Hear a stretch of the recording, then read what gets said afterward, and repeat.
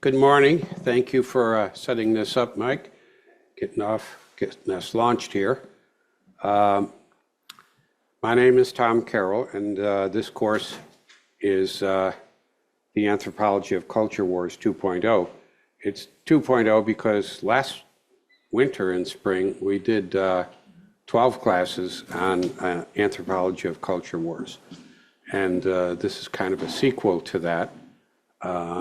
We also did a class, I did a class just a month ago in January on Be the Change, which was a sequel to the Culture Wars class in the sense that it was about how to take action on the things that we were talking about. And we'll spend a little more time in this class doing that as well. So I'd like to welcome all of you here, all of the folks in the room. This is a nice room. And people who are coming online, thank you. I had to write this course description last summer for it to go into the catalogs. And I was thinking, well, I don't know if we're really going to have anything to talk about. So turns out there'll be things to talk about. I wanted to start with something we talked a lot about last spring in the first version of the Culture Wars class, which is who owns culture? What is culture and who owns it? And culture is collectively created by all of us. It's the values, the norms, the rules, the symbols, everything we use to organize our life together and to organize our interactions with each other, okay? It's everything you used basically to get here to class or to get online if you've gone online. The culture shapes the way you're driving here or what you're doing in the morning when you get up and get online. The culture is what we do every day. Culture is what sets up this room. We have decided that this is a class, so we're doing something that looks like school, like class. I'm standing up here talking, you all are sitting there listening. This is culturally shaped, okay? If I took a walk and went out the door and you were all sitting here, I would break the rules. I would break the culture. You would all say, what's going on? Or if you guys all got up and started walking around and have a little chat, that would also break the rules, right? So we have a culture, a structure of things that organizes our behaviors. That's what culture is. And I wrote an article, edited a set of journal articles about a very long time ago, longer than I'd like to say, about who owns culture. And it was in response to political and government leaders who essentially were decreeing what the culture should be. That this is our culture and this is what we adhere to, and these books are banned, these words are banned. This is the culture that I declare as a leader is the culture, okay? So I don't subscribe to that, you'll find pretty quickly. I think that we all own the culture. It's our culture. We create it. We own it. We build it. And we shape it every day. What we're going to talk about in this class is, today, a bit about who owns culture. Next week, I want to talk about public health responsibilities, vaccinations, and disease control. So I was wondering if there'd be any interesting topics for this class. So this is one. What I'd like you to do is, pay attention to the news every day. It's in the news every day. Do a little reading in advance if you want to. I'm going to try to structure this class so that we have a discussion going on in quite a bit of the class. So there's a lot of different opinions about public health responsibilities and a lot of different opinions about vaccination, okay? And we may find that even in our group here, we have different points of view. And we want to hear what those are, and we want to have a discussion about why we have different points of view and how do we move forward, given that we do. We've all been through the COVID pandemic and pretty familiar now with what disease control looks like, what vaccinations are about. Reproductive rights. Again, this is a topic from last year, much debated, although lately with everything else going on, it seems to be kind of in the background right now of a lot of the other debates going on. And talk about something called network misogyny or the manosphere. I want to talk about these things because a lot of these things shaped the election. The debate over vaccination, health responsibilities did. Of course, the debate over reproductive rights. In the background was a networked misogyny, manosphere environment that probably shows up in the polling, for sure. Our fourth topic, our fourth class will be on marginalization and immigration. Marginalization is a fancy anthropology word or sociology word for discrimination. Some groups are pushed to the side, other groups get to play at the center of action, have more control. We'll talk about what marginalization is, why does it happen, and how does it relate to this raging fire over immigration right now. Education, of course, is also much in the debate. Education department is going to be abolished potentially. We'll talk about that. Talk about why do we have education in the first place. And talk again about positive aging. Especially if you were in the course in the winter on Be the Change, you know that I have some strong feelings about positive aging. People in our generation, I'm saying our because I'm looking around the room and I'm seeing people in my generation, okay? How many people grew up with a black dial cell phone or black dial phone that was connected by a wire to the wall, okay? That's us, okay? And we never lost our phone, okay? Okay, so we'll talk about positive aging, right? And of course, we'll talk about climate change. Again, a much debated issue. In advance of each one of these classes, I would encourage you to kind of pay attention to what's going on in the news because all these issues are getting constant attention in the news. And check out some news articles, things that you've been reading, anything you want to bring to the class, arguments that you want to bring to the class. If you want to share an article or a book with me before the class, so like we're going to do next week, we're going to talk about vaccinations and disease control. If there's something you think that I should see, that you've read, that you think is good on this issue, send it to me. And I can forward it on to students in the class, or we can raise it as an issue in the class. Same for all of these topics, okay? I'm going to begin now by talking about kind of our background in this course as an anthropology course. Despite current events, it's not a political science class. There are political scientists, I hope, who will do some OLLI classes who can do a much better job than I would do in political science. Despite current events, it's also not a class in abnormal psychology, okay? Someone else can do that, all right? This is anthropology. So I'm going to try to stick as much as I can to anthropology. When I did the class last year, I tried to give people a time scale. I basically said, we're pretty sure that the Earth was formed in its kind of current instance shape like 4.5 billion years ago. So what is a billion? We have no way to conceive of a billion. And what I said was, think of a grain of salt, like from your salt shaker. A grain of salt is 1 year. Okay, 1 year.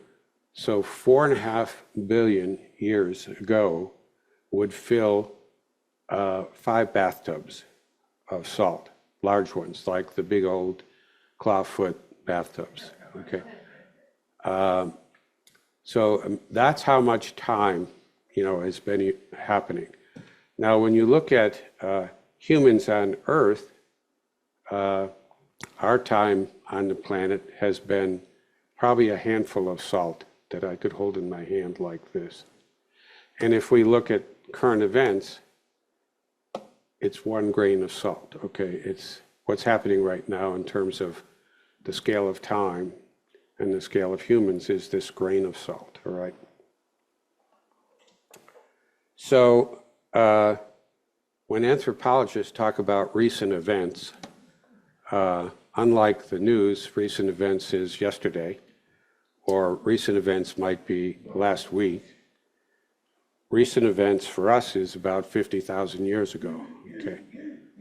So that's where I want to go with what's clicking. I got so many things up here. There we go. I want to take a little look at, quick look. We did a whole class on this last year, but I'll just spend this one slide on this. I always like to start out with some bones and skulls because it reminds people this is an anthropology course, all right? So we got some skulls here. About 6.5 million years ago, the lines of evolution that led to chimpanzees and that led to humans split off, okay? But today, chimpanzees and humans still share almost 99% of our genetic composition. What that means is chimpanzees are our closest kind of primate relative. What it also means is we are primates, okay? We are primates, and it helps me to remember that when I'm watching the news each day. If you watch Jane Jacobs' videos, especially, or go to National Geographic or PBS Nova and watch documentaries on chimpanzee behavior, you'll see that they live in small groups, and those groups can be very peaceful, and they're grooming each other, and it's a very calm environment. It's a very mutually supportive environment. Children, or the infant chimps are there. It's a very peaceful setting, but things can go awry, and especially when alpha males get into a fight over territory or over food, things go awry, okay? And things start flying. They act like primates, they act like chimps. And I'm watching TV and I see chimps at the other side. They're whacking to each other with sticks, they're screaming, they're baring their teeth, they're beating their chest. They throw things at each other, they throw rocks, they throw food. If there's nothing available to throw, they throw feces at each other. It's not pretty, okay? And so when I'm watching the news each day, I'm saying, I get this. This is primates, all right? We are primates. The other thing I try to stay focused on is, let me see if I can run this thing. This is a Neanderthal skull. This is a human skull. And over here we have a human skull and a chimp skull. We engaged with Neanderthals over the course of from 60,000 to 40,000 years ago, okay? And they were kind of our competitors in the environment for who would prevail, control resources, and basically humans won. We interbred with Neanderthals, that's pretty clear now. Anyone in this room or online here has about 3 to 5% of your genetic makeup is Neanderthal. Okay, there are several other groups that we're still trying to figure out who are in our background as ancestors somewhere. Now, this Neanderthal, this is the guy you'd want on your football team, right? But you wouldn't want to meet him in a dark alley. So how did we beat these guys? We beat these guys with our brains. And if you see the difference between these skulls, the chimp skull especially, is very low and sloped back. So the human skull is not just larger in this case, but it's this area of the skull that is so important. This is all the area that we develop cerebral cortex, okay? This is the reasoning, the rational part of our brain. Same thing over here. We had a reasoning brain developing, a brain that was tuned into collaboration and cooperation. By the way, it now looks like there's just one gene of thousands of genes that we have, but there's one gene that controls the protein that develops the cerebral cortex. So that one gene is the difference between us and the chimps and the Neanderthals, who still have this very kind of flat, pulled back head. We're going to talk in a minute about what we did with that cerebral cortex. Deep down in our brain is still, if you went back millions of years to early evolution, there's a lizard brain. There's very basic functions, okay? And some people, again, look at the news today and think people are operating with their lizard brain. It's not even a primate brain, it's lizard brain in charge, okay? So I show this, again, to remind you that despite what we see, we're in a very long time frame here. We're going to talk more about that for a minute. And that we are primates, that we have the potential to be collaborative, cooperative, rational, but we also have a tremendous potential to be pretty fierce. And we can use almost any excuse at all to go to war with other people, okay?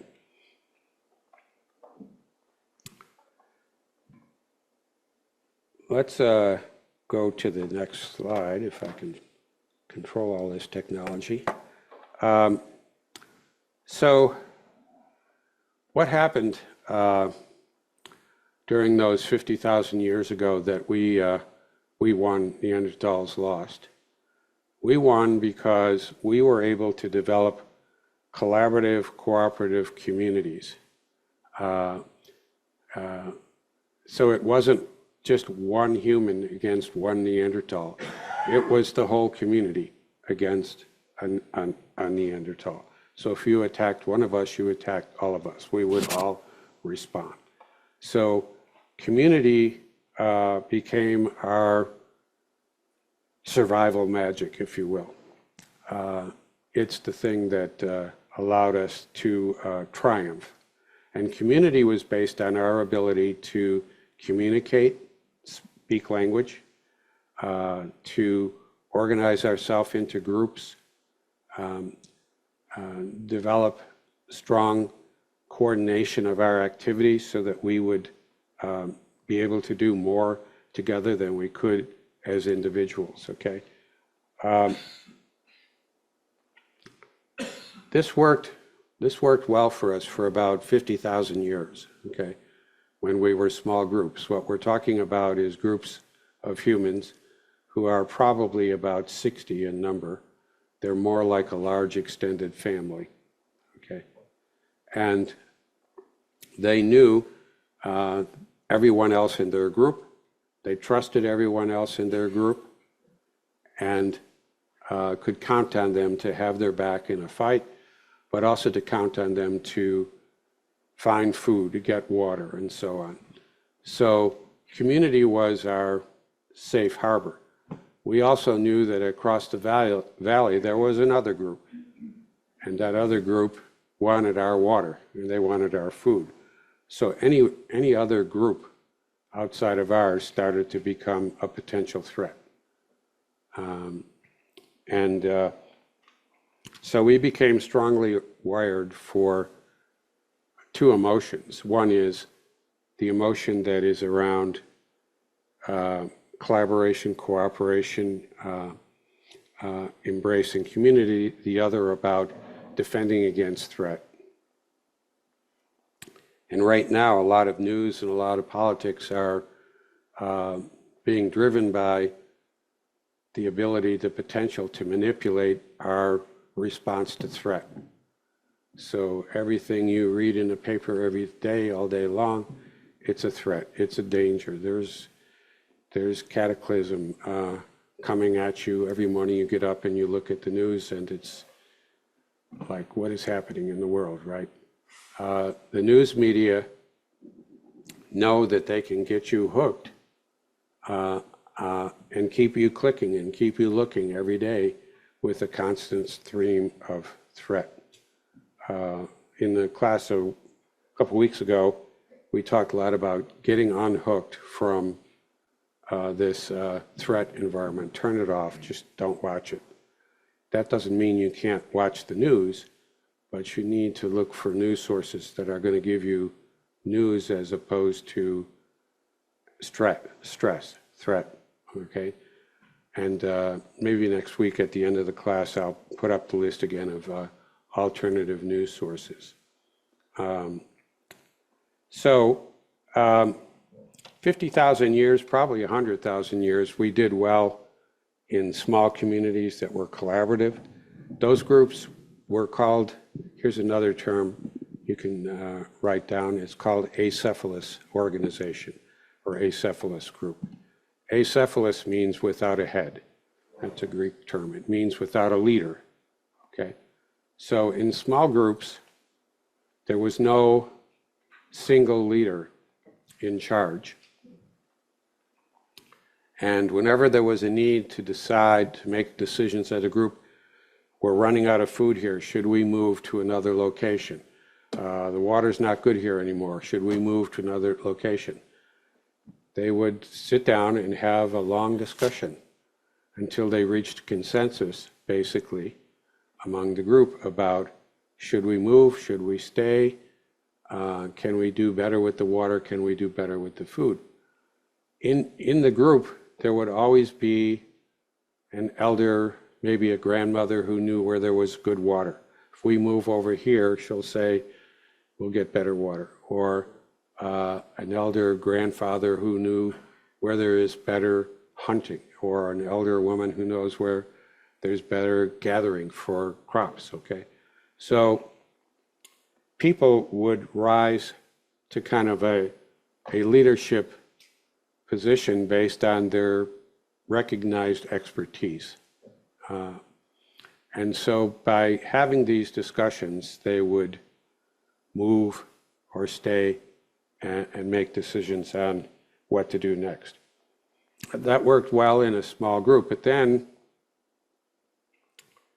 6,000 or 7,000 years, populations started to get larger than we could support with just hunting and gathering, and agriculture emerged. And it emerged unlike what we've thought for decades, not just in Mesopotamia, not just in a, quote, Fertile Crescent, but it emerged probably in 7 places around the world, okay? Various forms of agriculture. Now we have settled groups.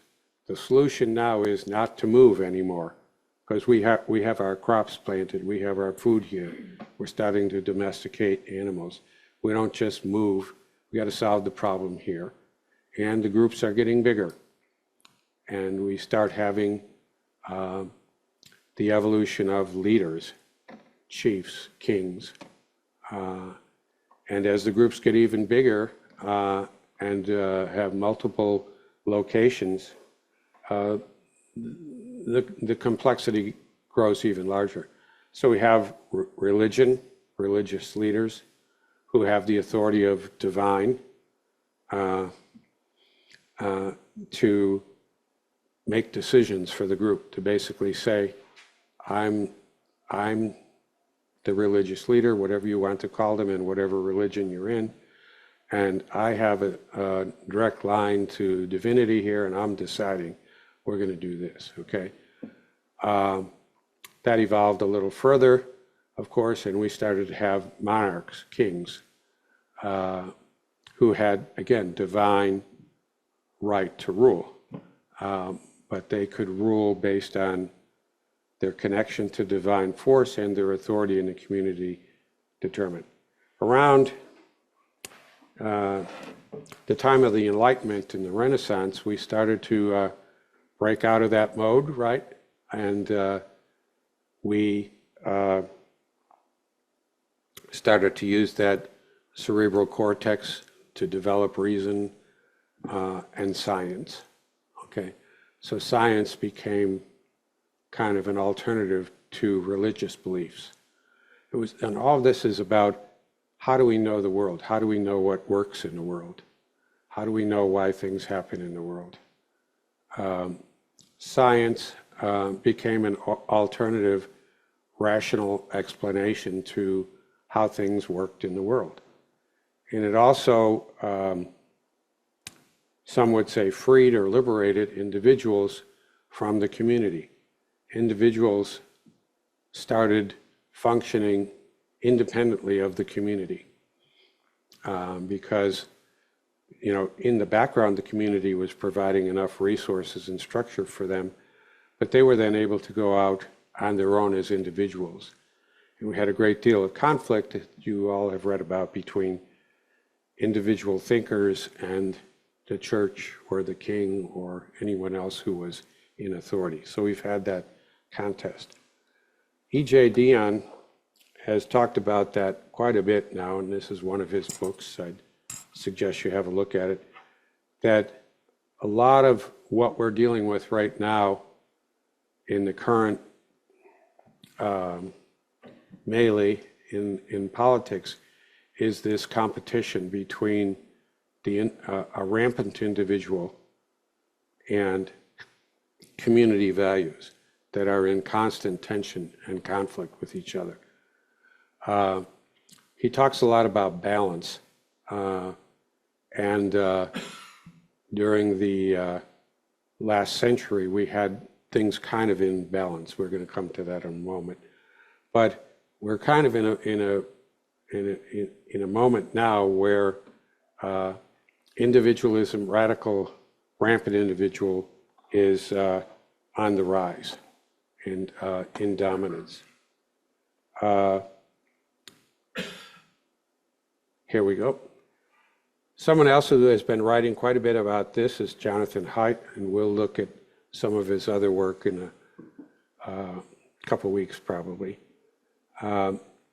He's been looking at the value structure. I'm going to send all these slides to you after the class, so you won't have to copy all this down. Haidt talks about, again, the righteous mind, these fingers pointing. Why are we in constant conflict with each other? Why are there these groups that become so polarized, okay? And he said they've done a lot of research about this. And he talked about a moral matrix, beliefs in, again, the culture. How do we organize ourselves? What are the dominant values in our community? And, sorry, I've got two controls here. He's got six values. I hope you can read those on there. The first value was that we should have care and protect each other from harm, okay? We know that value. And that's one of the things that is from our early days as in the battles with Neanderthal. The second one was kind of a liberty or freedom from oppression. You remember in those small groups when we had kind of a consensus-driven community, we didn't have anybody telling us what to do. We just sat down and talked it out until we figured out what we were going to do. So there's a tension between that old value of we can decide for ourselves what to do versus an authority, a religious authority or a civil authority like a monarch is going to tell us. Fairness and cheating is a strong value, okay, when we're sharing food and so on. Loyalty versus betrayal. Authority versus undermining or subverting authority. And sanctity, or a sense of connection to the divine. So he said that there's a social conservative moral matrix that has these 6 values somewhat in balance, okay? The liberal moral matrix, on the other hand, is really heavy on care and reduction of harm. Caring for people, health care, social, all kinds of things, child care, and it's really strong on liberty. We're going to talk about that in a minute, that we are free to all engage as equals in our community, okay? That liberty means freedom to engage in the community. Whoever you are, whatever your background is, we're very strong on liberty in the liberal matrix. Same on fairness, less emphasis on the loyalty, less emphasis on the authority, and less emphasis on the sanctity, okay? So it's kind of coming down to choices. If you're in a situation you have to choose between caring and authority, as a liberal, you're going to go for caring. If you're a conservative, you're going to go for authority, okay? Now, there's a third group, libertarians, who are way strong, way deep in the liberty dimension. Individuals who believe in it's kind of liberty from oppression over everything, okay? And I want you to kind of focus on 2 things that make it very complicated to have these conversations, because what I'll call liberals are saying we have freedom to participate in the community. We have freedom, everyone should have freedom to be included, to be engaged. It's an inclusive concept of freedom. Libertarians are talking about freedom from the restraints from community. Okay, this is don't tread on me. This is get off my back. I'm going to do what I want to do. Okay, so a libertarian is going to be fighting for freedom, and a liberal is going to be fighting for freedom, and they're not even talking about the same thing. And conservatives are looking at this and saying, well, yeah, I think care is important, and reducing harm is important, but I also think authority and loyalty and control, having an orderly environment, is also important. So we have these 3 different groups who are,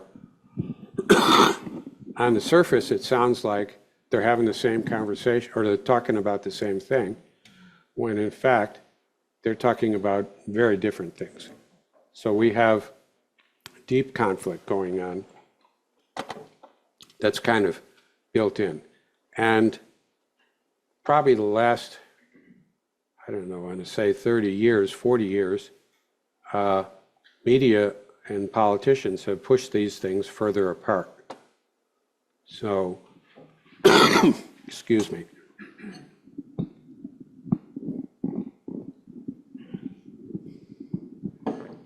So, liberals are getting ever stronger on these. Conservatives are getting ever stronger on these.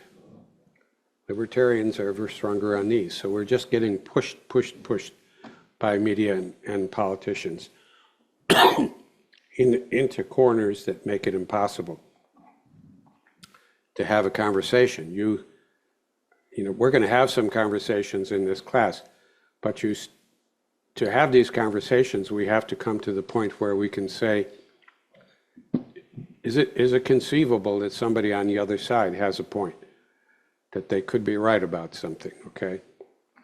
Can we consider that possibility?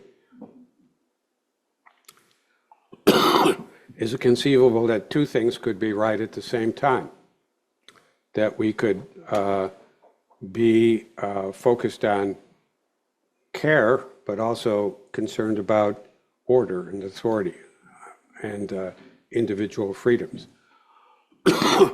Can these things coexist in some way that we're not looking at right now? It's really going to come down to, it's really coming down to these days, is it possible to have a conversation about anything, any issue, that doesn't immediately become political? And as soon as you decide that someone is on one side or the other, conversation's over.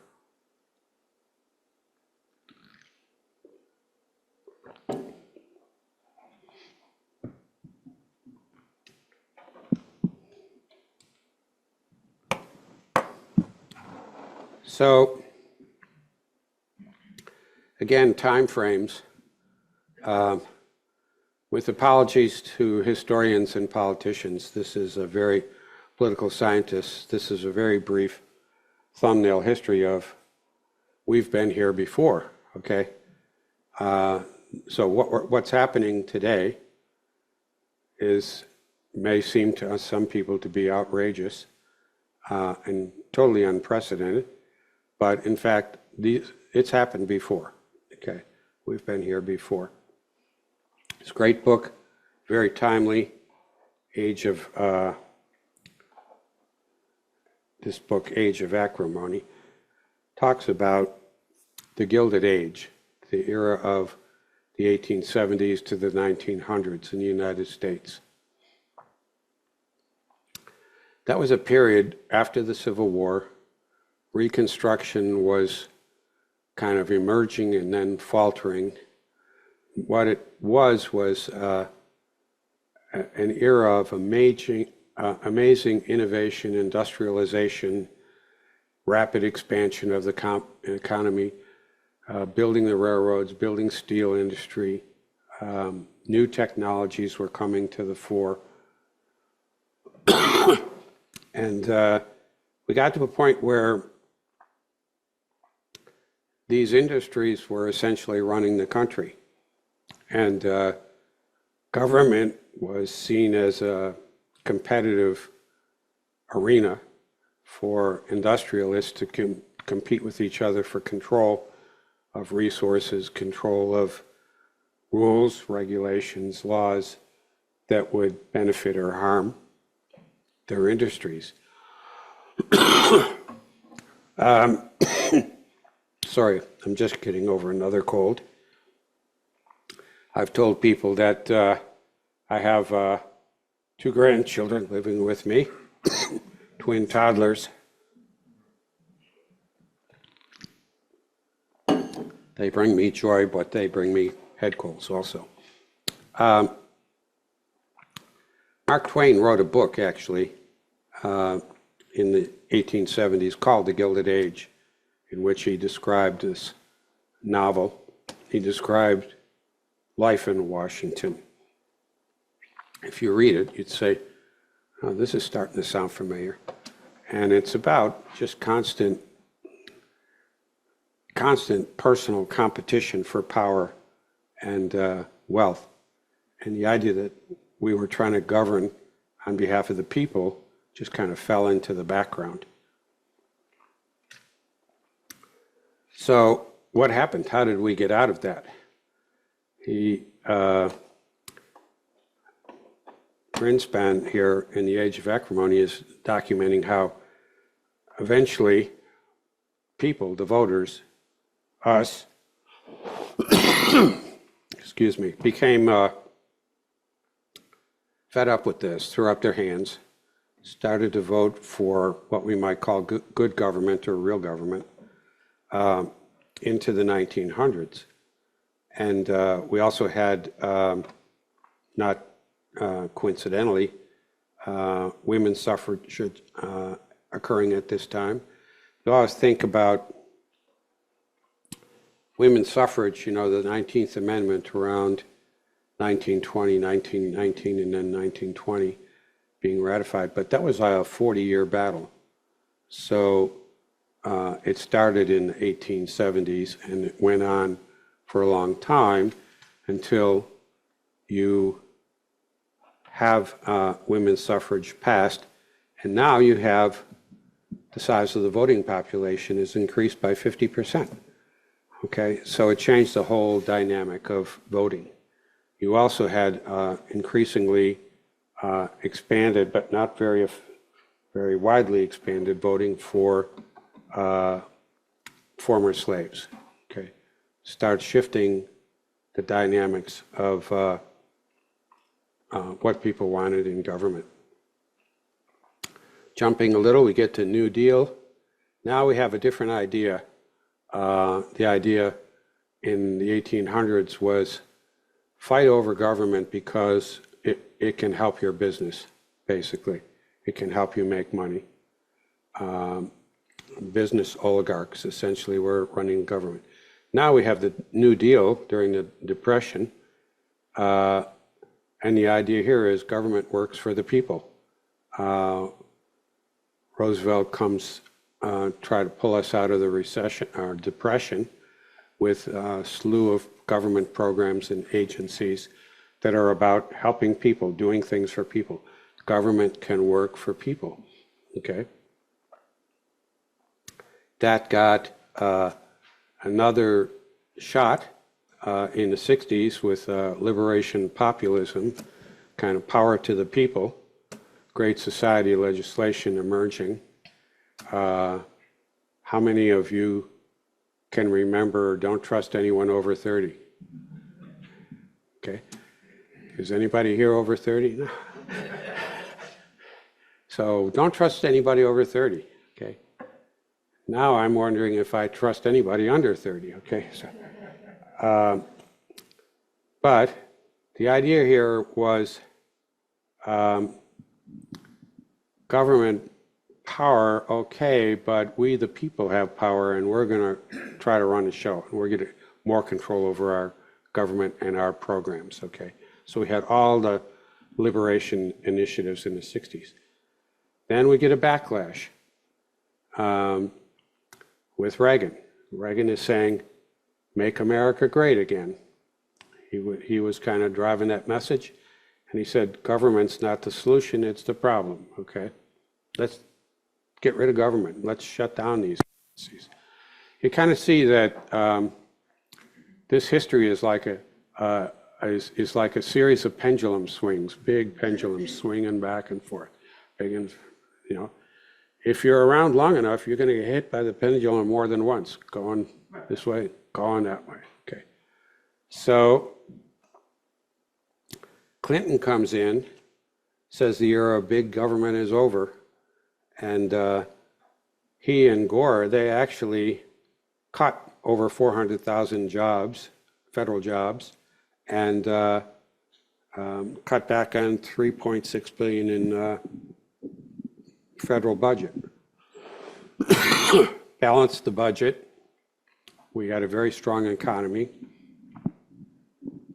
And the idea was government is enabling, but government is not like the New Deal is not running things. The government is enabling, okay? And now here we are. Trump comes out and says, let's make America great again. That's what he said in his first campaign.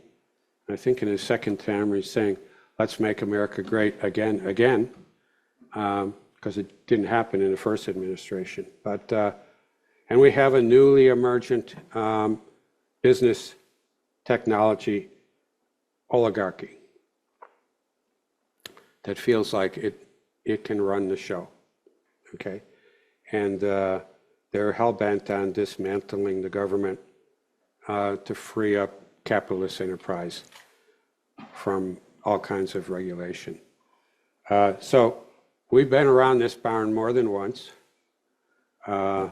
We're here again, and we will come out of it again. But this is not a pretty time by any means, at least from my perspective.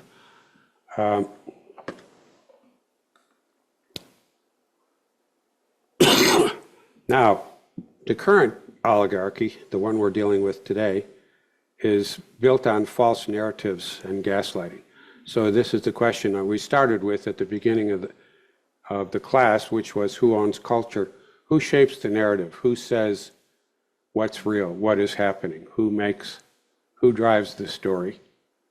And the story right now is being driven by false data and lack of transparency about what's going on. And this is just two sites you can go to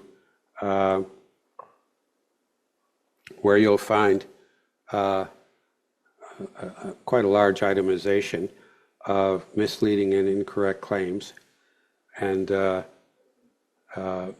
New York Times, again, talking about this not just as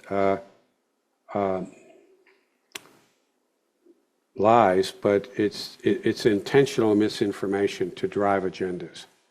Okay, it's knowingly using misinformation and fabricated information to drive action. Okay. They also are in government, at least. They're banning speech, they're banning words, and they're stripping web content off of pages. So again, you'll find this here.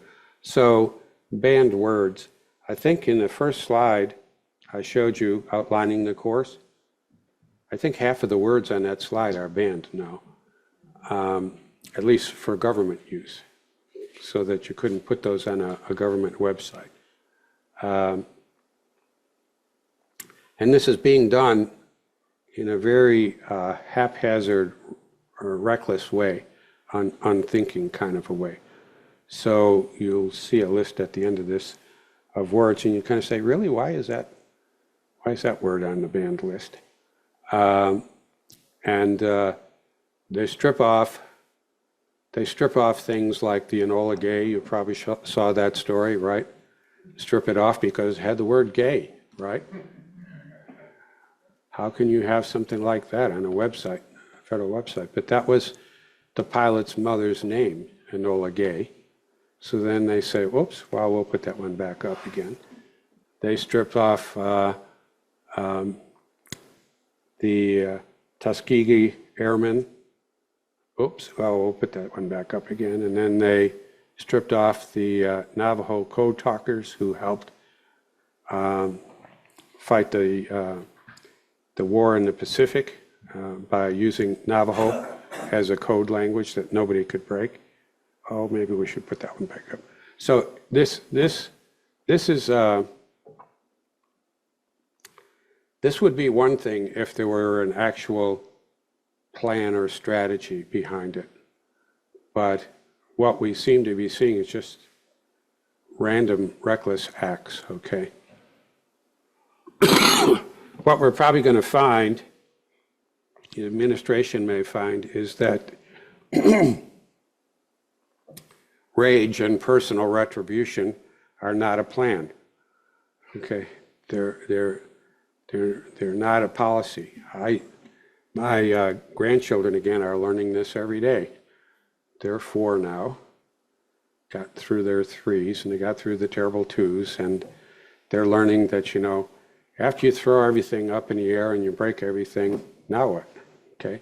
So we're just 2 or 3 months into this administration, and we're going to have to ask themselves, after they break everything, what are they going to do?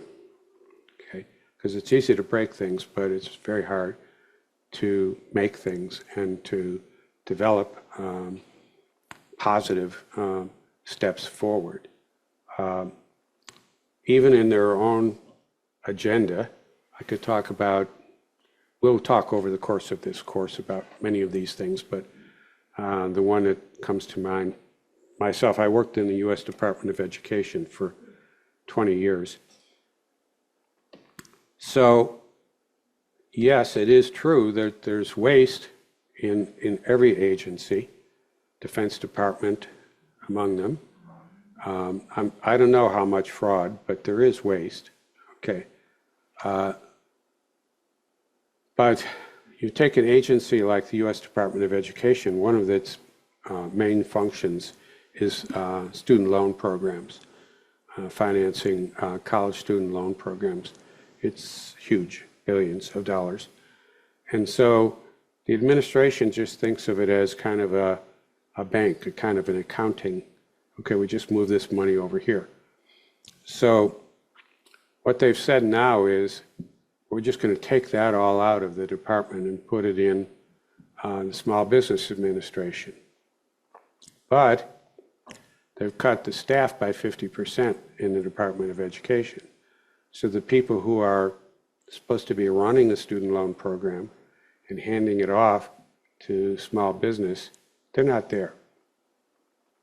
And over on the small business side, the Small Business Administration also has its own business, its own work that it does. A lot of financing and grants to start up small businesses, okay?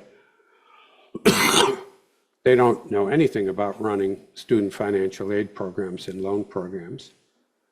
And they're cutting the Small Business Administration by 40%. So now we have a situation where we're going to hand off the program from the department after we've cut half the staff who need to do the handoff. And on the receiving side, at small business, we've cut the staff by 40% who are supposed to somehow receive this. So I have 10 grandchildren, by the way, and one of them's in college, and he's got a student loan. And I expect him to have a problem with his student loan by the fall because the wheels are just going to come to a grinding halt.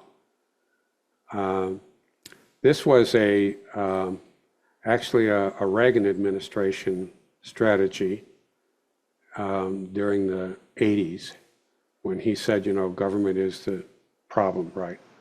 Their strategy was they didn't really think they could shut down a lot of agencies like the Department of Education. So what their goal was to just put sand in the gears, just make them dysfunctional, just break them so they can't work. So we are in the early days of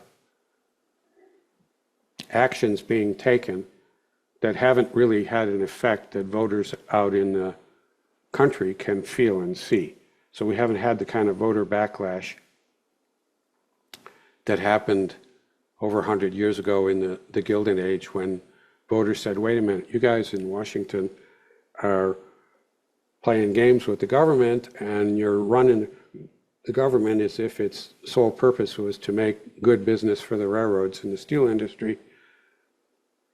But hey, we're out here, fix some things. We need some roads, we need electricity, we need support for agriculture, et cetera, et cetera. So the consequences of these actions are going to start to be felt in the spring, in the summer, and into next fall.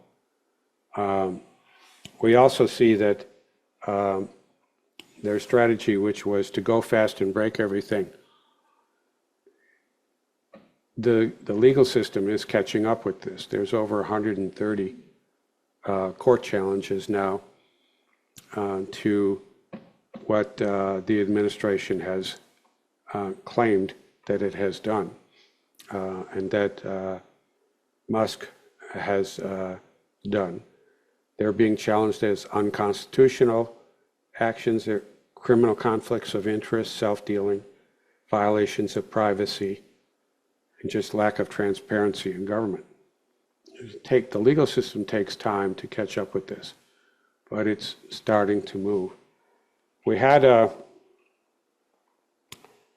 situation last year in the course. We talked about who makes the rules, and we talked about the Supreme Court, and it was after the class that the Supreme Court decided that the president, acting within his office, is virtually exempt from any consequence. Okay, that is now being tested.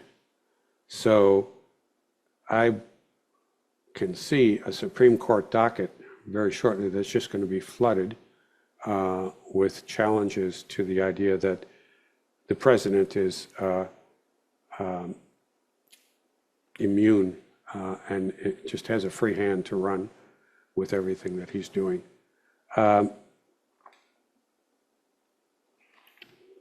We'll see.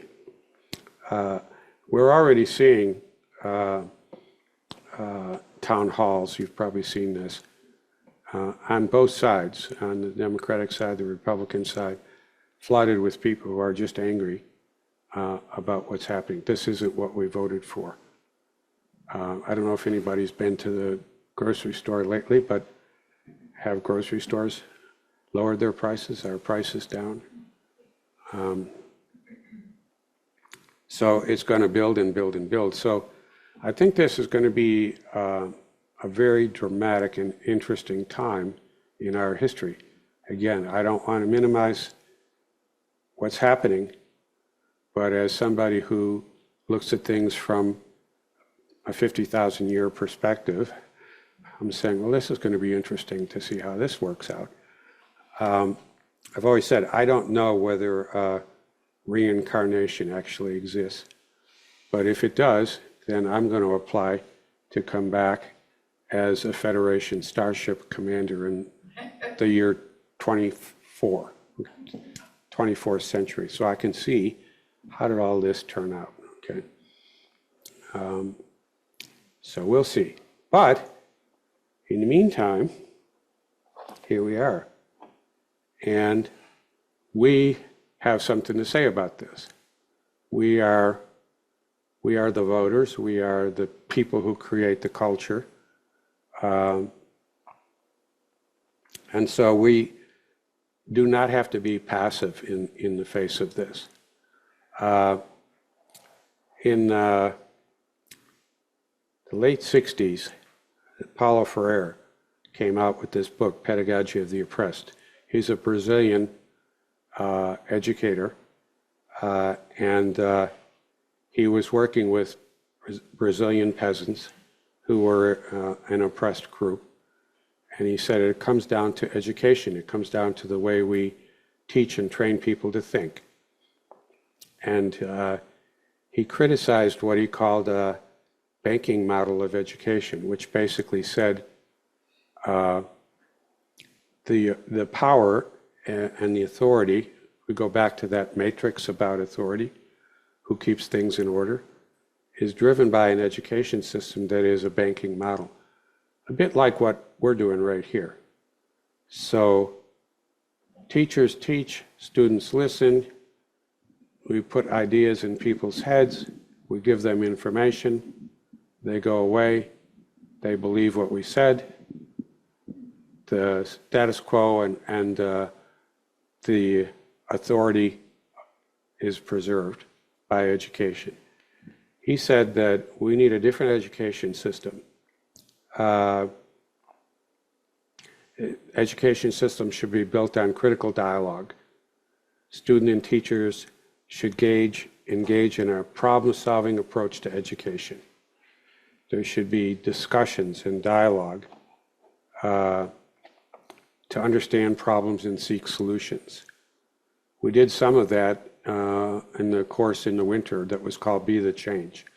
Be the Change, for those of you who were not in that course, is a famous quote from Gandhi, who said, "Be the change you wish to see in the world." If you don't like the way things are, you don't have to wait for somebody else to do it. You can change things. You can change the way you interact with other people. You can change what you do. You can go out in your community, get involved, be active, or just when it comes down to it, just vote for the change you wish to see. So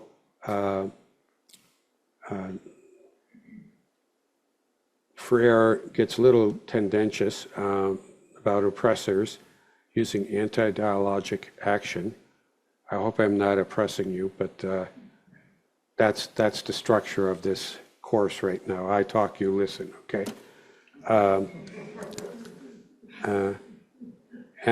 We got to replace that with collaboration, cooperation, communication, discussion, okay?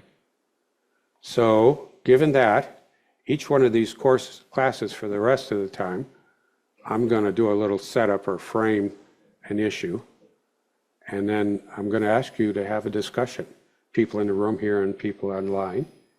And if there's no discussion, then it's just going to be pretty quiet. You know? All right. I'd like you to think about, in the way of having a discussion about something related to what we've been talking about today, and see what you mean. It has to see what we mean. It has to do with symbols and symbolism. So when we did the first anthropology course, we talked about we have strong values that shape what we do, what we think is right and wrong. That goes to the moral matrix. And we have symbols in order to communicate what those values are. And so I'm going to ask you all, I didn't grow up in Virginia. I grew up in New York State. I grew up in Buffalo. So I never saw really the flag of Virginia, the state flag of Virginia, before coming down here to Virginia, really. I never paid attention to it. And recently I took a look at it. Haidt, in that book, talks about it quite a bit. So before I show you the flag, I'm going to ask you, how many people are Virginians? Born and raised Virginians. Nobody. Anybody online a born and raised Virginian? Where do we all come from? Okay, well that helps a little. Can anybody describe the flag of Virginia to me? 2 people raised their hands, so go ahead. Sic semper tyrannis is at the bottom. Go ahead. Sorry. The word sic semper tyrannis is at the bottom, and there's a woman, sort of Liberty, standing there, and she has one breast is exposed, and obviously looking kind of ancient Greek. And I'm assuming she's supposed to be Liberty. That's good. Yeah. That's good. What does sic semper tyrannis mean? Thus always to tyrants. And John Wilkes Booth yelled it after he shot Abraham Lincoln. that's right. Ginge? Oh, I agree with that. Here's another. I agree with Anne's description. And the school board people, you know, when people are always up there for banning books and all, and banning things, we try and point out, well, you know, the flag, it's pornography. Anybody else or anybody online have an idea about what the Virginia flag is about? Here's another person in the room, Mike. It's interesting to me that 3 women know what the flag is about. Well, and now I'm thinking I'm totally wrong about this, but isn't there a scale? Like the scale of justice or something? Or am I thinking of something else? You're thinking probably of the Statue of Liberty. Isn't that the scale? Or justice. Yeah. Yeah. Justice, yeah. Yeah. You know, I should tell you also, I keep talking about my grandchildren. I have a granddaughter. She's 4.5 now, Sienna. And she has been, she gets up on a little chair and she stands there like this, okay? And I said to her, Sienna, what are you doing? And what are you holding? She says, it's an ice cream cone.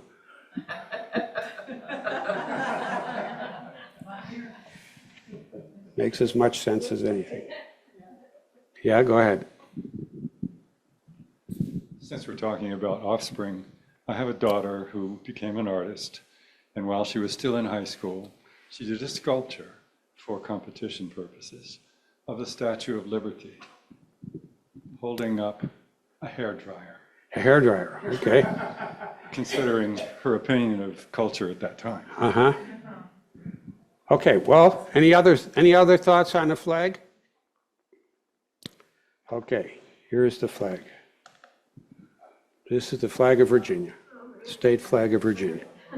So, I'm sorry, I can't see what your name was, but you guys gave us a pretty accurate rendition. This, in fact, is a Roman goddess done in a Greek style, and it's the goddess of virtue or goodness. When we get to the session that'll be on reproductive rights, someone in the class last year asked, why do women always appear as symbols of virtue or goodness or holiness and so on? We'll talk about it then. But anyway, that's what she is. She is having a wardrobe malfunction there. Who's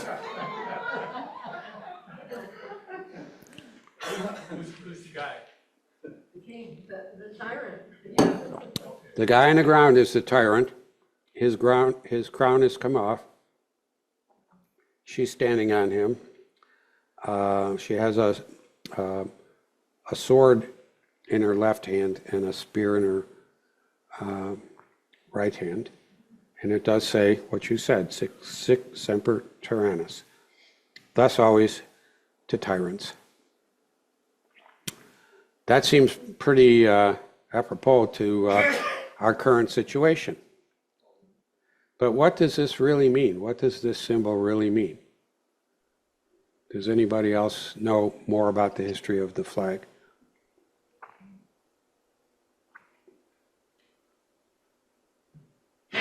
I'm waiting. Don't see anybody. If you go online and kind of search for flag of Virginia, you'll get pages of people selling flags of Virginia, and this is one of them. This flag is on a site that sells motorcycle flags. It's a flag that you can put on the back of your motorcycle. And it's right next to, or right above, I think, in the one I saw, right above the Confederate flag, and the Don't Tread on Me flag. Okay? So if you look at this, you can say, if you're not happy with the current situation, you look at this and you think, yeah, I get that. That's what I think too, If you look at this from another point of view, it's a symbol of something completely different. The history of Virginia didn't have a flag, for a state official flag for a long time, had a lot of different symbols. But the first use of this symbol was right at the opening of the Civil War. And Virginia used a version of this symbol for its Confederate militias. And it became a state flag in this format. These things around why do I have too many controls here? Too many controls. This is Virginia Creeper, to make it clear that it's Virginia. It became an official state flag in 1950 or 1951. I haven't read too much about this, but that was right after Brown versus Board of Education said that schools, separate but equal is not equal, and that schools will be integrated. And a lot of communities in Virginia said, no, they're not going to be integrated. In fact, there was a school district in Virginia that was so adamant about this that it basically abolished its public school system. So we're not going to have public schools anymore, and spent its money to fund private schools. Okay, so that's when this became the symbol. So this goes back to what I was saying earlier about we can have conversations and we think we're talking about the same thing. We think we're talking about freedom, liberty. If I say freedom and liberty, I know what I mean. But if someone else says freedom and liberty, they mean something completely different. We're having a completely different conversation. Yeah, go ahead. David. Along that line, I'm surprised that nobody's seen anything that might be considered women's lib in this.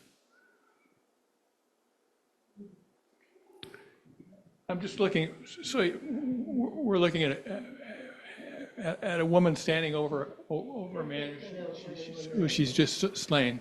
Yeah. Well, that's certainly women's power, isn't it? I'd say. Yep. We haven't seen the battle, so we don't know how this actually happened, but it's definitely a statement. There is a hand raised online. William Brooks, go ahead, please. Go ahead.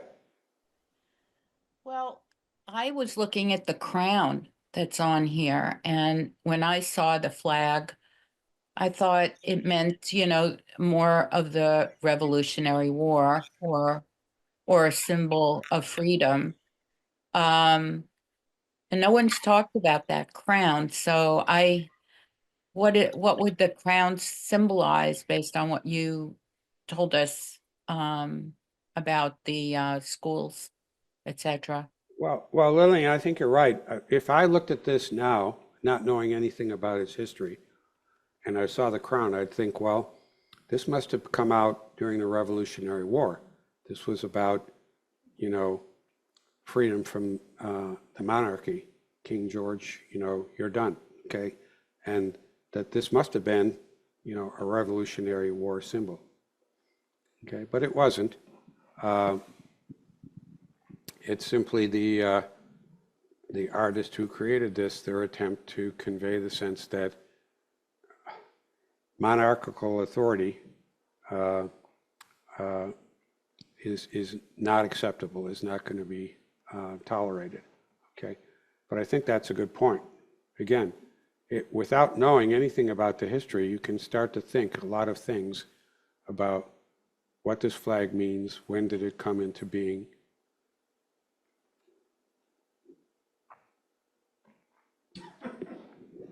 So, Ginge, when you, I'm going to ask her a question, Ginge, again, who's got the, when you're working on the book banning meetings with the schools, how does this come up? How do you use it, or what are the issues that? Well, this hasn't, in particular, has not come up Okay. at a school board meeting. But I hear all kinds of, dismay and protest about quote unquote pornography in books. Yep. And, well, I always think, well, then ban the Bible, but, nobody says that out loud either. But the flag, this picture would qualify to have a book banned. Yeah, that's right. This flag, this is the only state flag of the 50 state flags that features any kind of nudity. Go ahead. I'm just curious, in her left arm, is that really a sword? Maybe a sheath sword? It's a pretty poor rendition of a sword, but it is supposed to be a sword. Yeah, it's a pretty, this version is pretty poor. But I want to come back then to this, this book banning thing. Like words getting banned, books are getting banned. And in fact, there's a long list of books that have historically been banned, and the Bible has been banned in Utah, okay? So even the Bible has been banned. Yeah. Okay, hi. I was really struck by those three paradigms you had of the conservative, the liberal, and the libertarian. And in particular, the concept of sanctity and how it was sort of an equal pillar with the other ones for the conservative, but it was extremely thin for the other two. And how that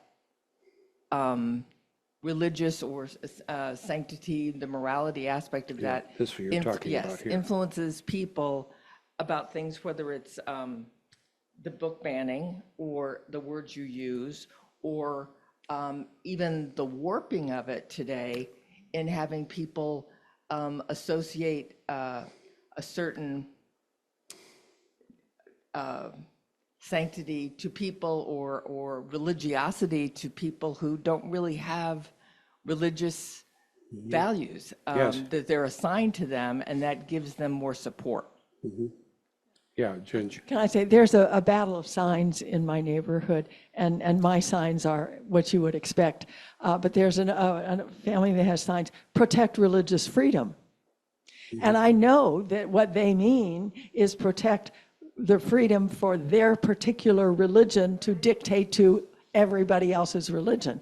Now, if I had a sign, protect religious freedom in the yard, everybody would know I meant something completely different. Right.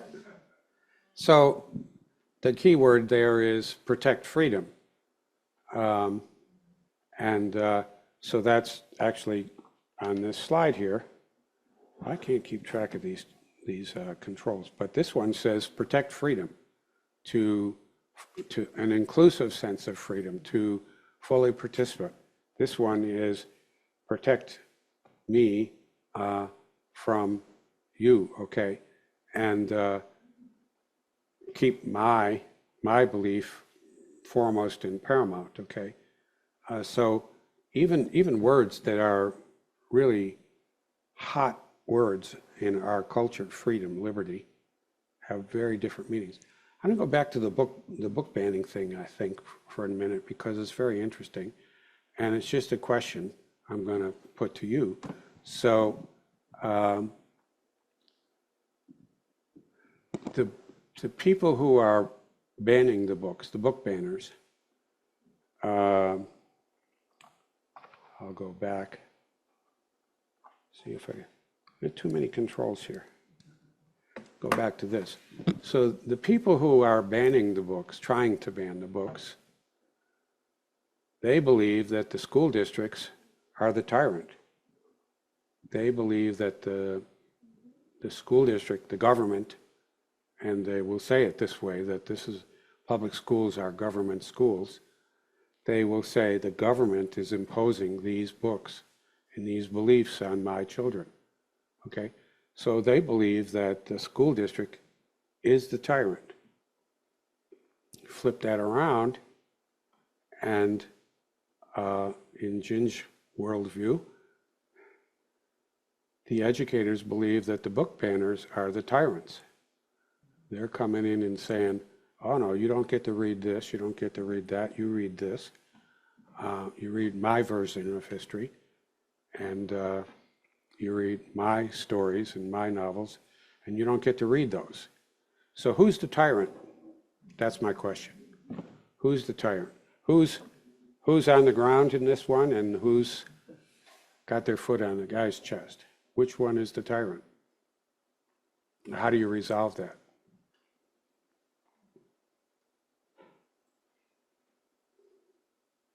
Yeah.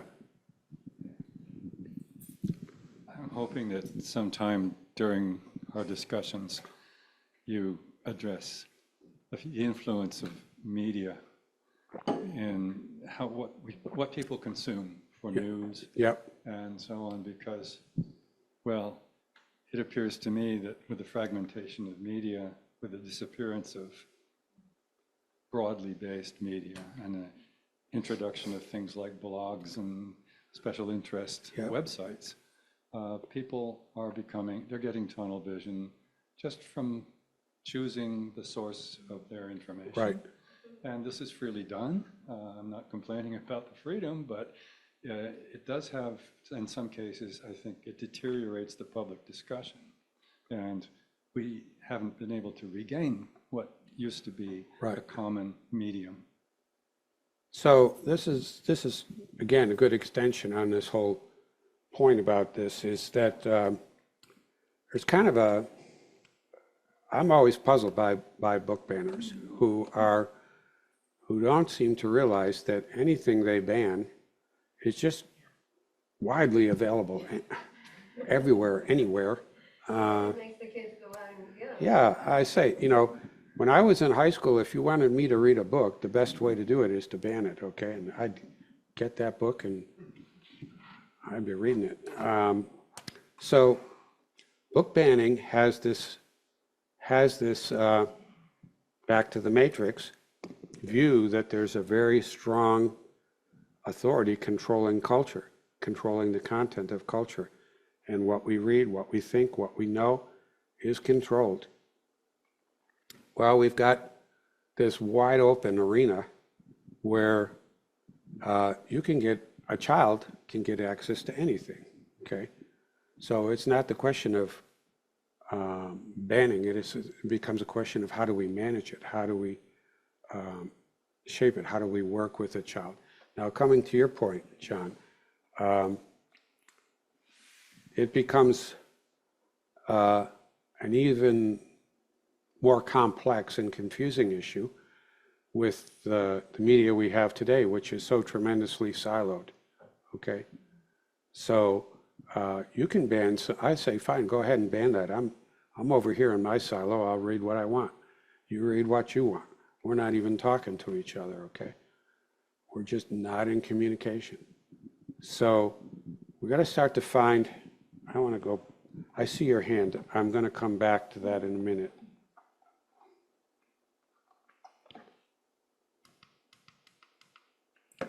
What's happened in this is that we don't have a middle anymore in the conversations.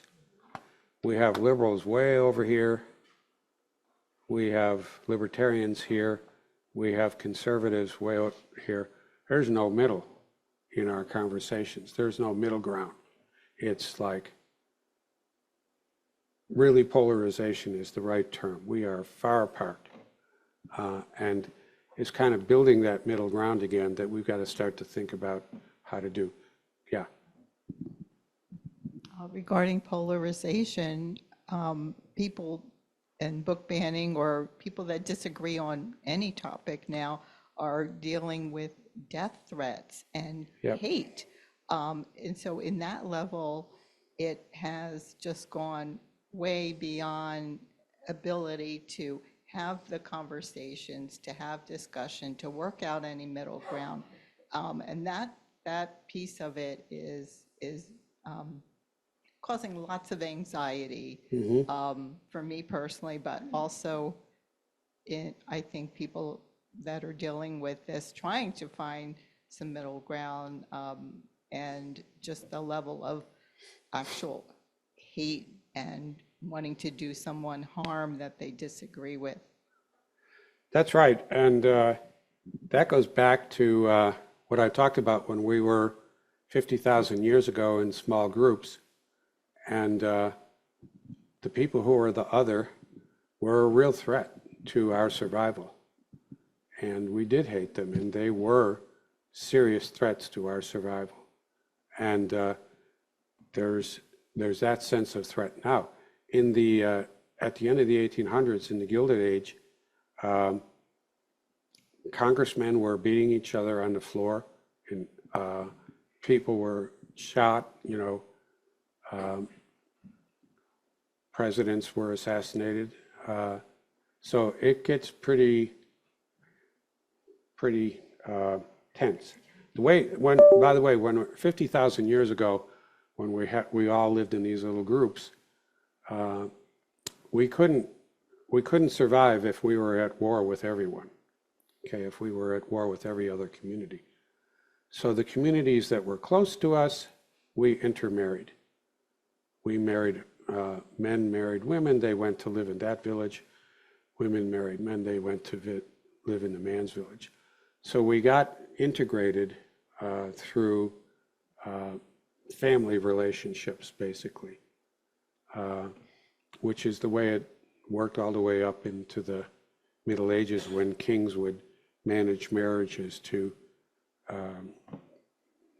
prevent wars between different monarchies. Okay, so we got to do a better job of building a middle than just saying we all have to get married to somebody. Okay, but we're going to see if we can, in the next few weeks, build some middle ground, or have at least a conversation of trying to understand what the other side is about.